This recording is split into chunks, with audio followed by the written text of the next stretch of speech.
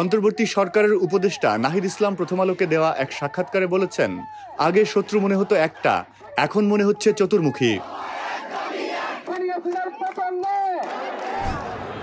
মানুষের কষ্ট লাঘবের জন্য সরকার আসলে কি করছে, এমন একটি প্রশ্নের জবাবে নাহিদ বলেন, আমরাও আসলে অনেকটা বিব্রত। মানুষ চেয়েছিল অর্থনৈতিক পরিস্থিতিটা সামাল দেওয়া যাবে, কিন্তু এই সরকার তো আগের সরকারের ধ্বংসাবশেষের ওপর তৈরি হয়েছে। আমরা আমলাতন্ত্র পুলিশকে যে জায়গায় পেয়েছি, সরকারকে সেই জায়গা থেকে উঠে দাঁড়াতে হয়েছে। উঠে দাঁড়ানোর ক্ষেত্রে নানা ধরনের প্রতিবন্ধকতা, ষড়যন্ত্র।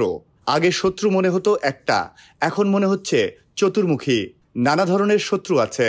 যেভাবে চাঁদাবাজি বেড়েছে, মানুষের তো এটাও প্রত্যাশা ছিল যে গণ অভ্যুত্থানে অংশগ্রহণের মধ্য দিয়ে রাজনৈতিক সংস্কৃতির পরিবর্তন হবে।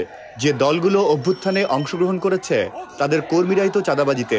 সেই রাজনৈতিক সদিচ্ছা তো তাদের পক্ষ থেকেও লাগবে। রাজনৈতিক সদিচ্ছা না থাকলে শুধু গ্রেফতার করে বা আইনশৃঙ্খলা দিয়ে তো এটার পরিবর্তন হবে না।